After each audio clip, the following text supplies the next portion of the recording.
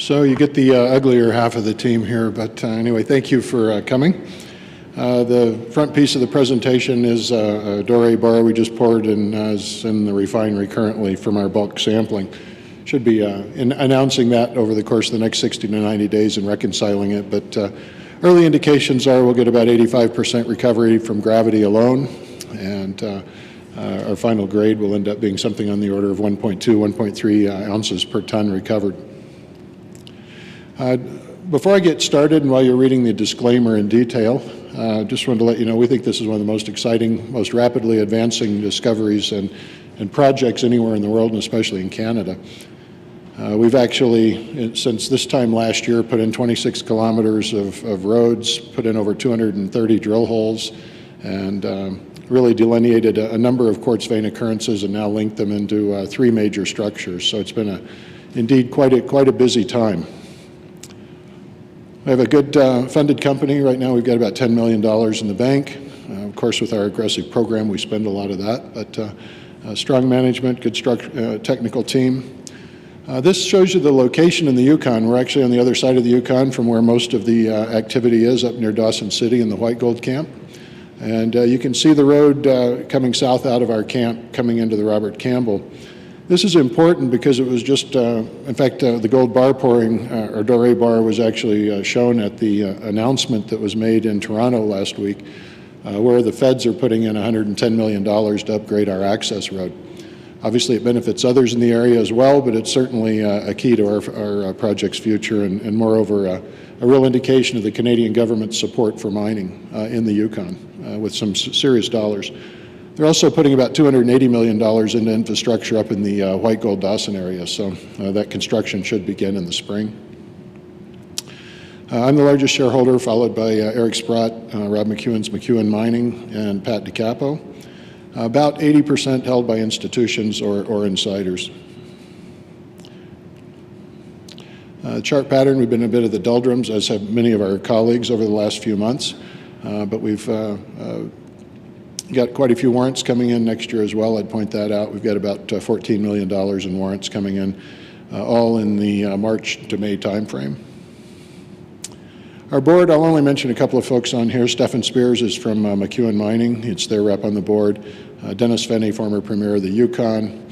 And Tony Lesiak's managing director of research for Canaccord.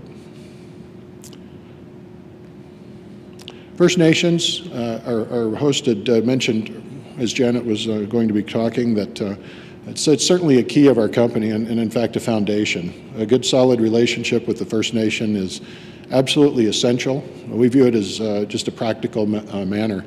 Any mine that's going to be developed in the north is going to rely heavily upon Aboriginal sources for labor, and after all, we're in their backyard, so a good neighbor policy is essential. We've developed what we think is a very good partnership with a small P. About 40% of our workforce is currently First Nations. We have a socio-benefit agreement on our other project, Brewery Creek, which is a full agreement. We have a memorandum of understanding for any operations inside the Greater Kaska Nation. We deal with 2 of the Kaska First Nations on our project, 3 ACES, and we have a very good relationship with them. Here you can see the location of Brewery Creek. I'm not going to talk about it other than to say it's an 853,000 ounce resource of oxide, former producer at a little over a gram per ton. Column leach test showed it'll get about 80% recovery, and there is a positive PEA on it. Starting around 1350 to 1400, the economics becomes very compelling. Might also mention we just leased a project called Sonora Gulch at the south end of the White Gold area to Taku. We're the largest shareholder in Taku, and we've sent them most of our non-core asset projects simply because 3 ACES is such an overwhelming opportunity that just doesn't make sense for our shareholders to spend money on anything else. So the rest of the talk will be about the 3 ACES project. We have a 357 square kilometer property. It's basically an orogenic vein system. We've got 2 basic rock types there. We've got conglomeratic units as well as coarse unsorted sandstone, poorly sorted sandstone. The other type is a phyllite to a shale, and then these 2 rock types are interbedded. The picture you're seeing is a series of veins in the grits unit or the conglomerate unit. And these are very simple mineralogy. They're quartz veins with arsenopyrite and native gold with a touch of galena. Here's the project area you can see, and you can see the geologic map. This is a new revelation for us this year.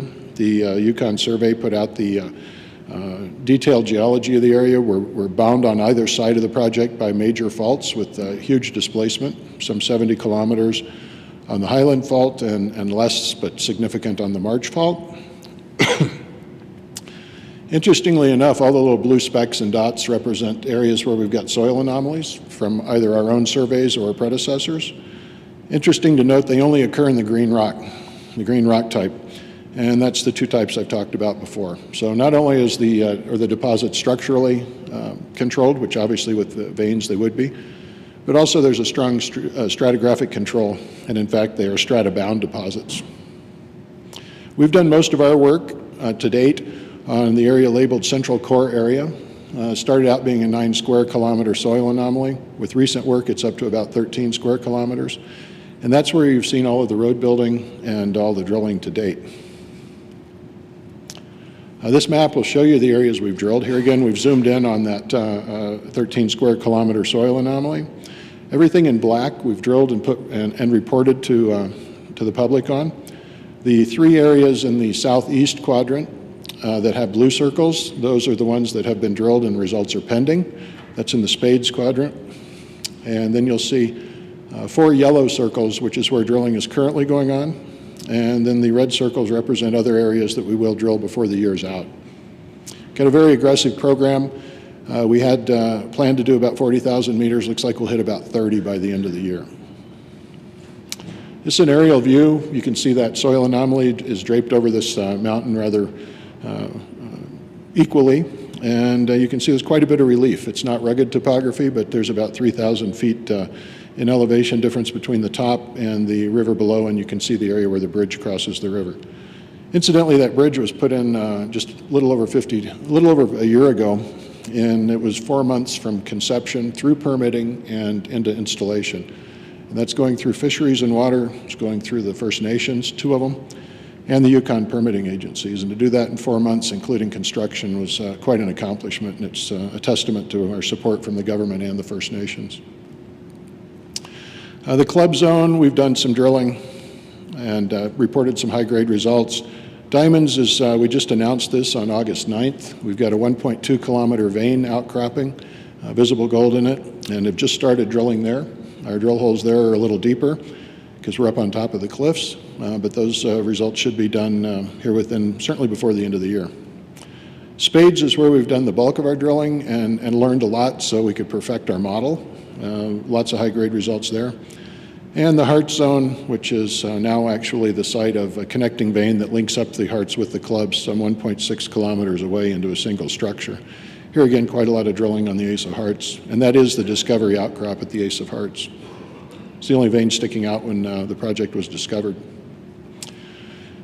Soil sampling has been our biggest key. When we got there were 2 veins sticking out of the ground, both are about the same strike length as these tables you're sitting at. Since then, we've made many other discoveries by simply excavating known soil anomalies, and by trenching in roads, and that's been our strongest indication.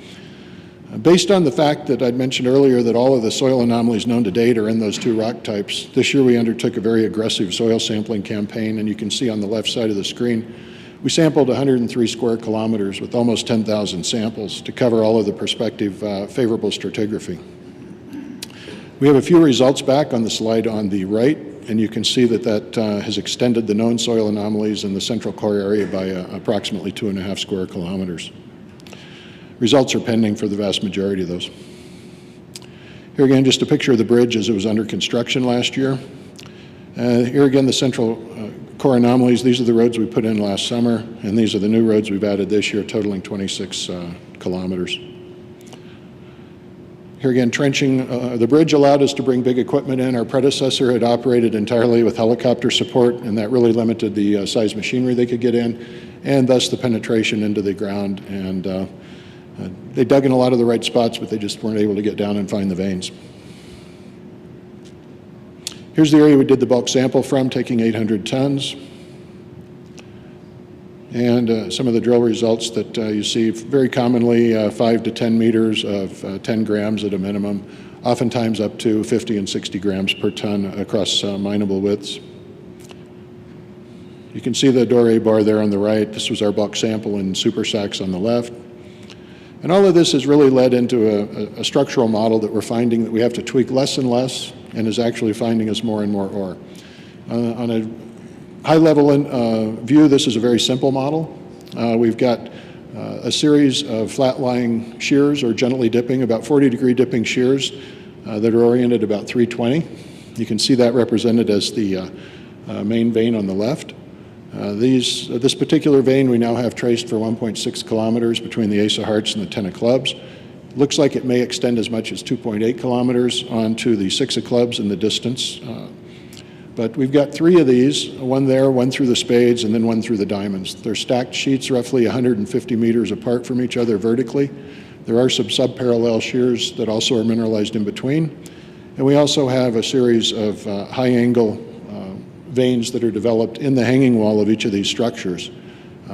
Those veins are pretty tempting to chase, and we learned a hard lesson, I guess, or a valuable lesson at the spades, where we did a lot of drilling on these high-grade, high-angle veins that were exposed in our trenches, but they're bottomless. So when you get through the thrust, they're no longer there. So the big picture here are the through-going flat-lying thrusts or shear zones.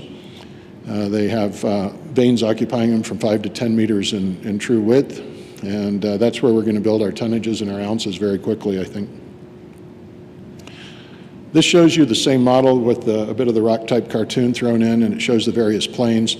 We see 320s, as I mentioned, are the dominant controlling structures, and then we see a series of veins ranging from essentially north-south to east-west, all occupying the 35 is a popular, and 70 is a popular coordinate that we see over and over. We see these same structural orientations throughout the entire district, I'd point out, as well as the same rock types, same geochemical package, and the same style of quartz vein mineralization with gold. And this is just a few of the drill results that we've had from the spade zone. As you can see, some pretty healthy results. We've also put together a cross-section through what's a dip slope, where fortuitous topography aligns with the dip of the thrust fault coming through, and it looks like it's going to give us a starter pit. Here, wrapping up again, just show you again our new discoveries on the west side of the project, linking up into one single structure. This really was a breakthrough for us, and we've already drilled 600 meters of it off in the south, and have been drilling as of last night in the red circle there with the new discovery, the Jack of Clubs. So that's where we'll be spending the rest of the year drilling. We'll drill through November. And last year we drilled through the middle of December. We're going to try and get out of there a little bit earlier this year. Got about a minute left for any questions. You do have time for a question. Just please wait for the mic. Bill, oh, sorry, over here. Sure.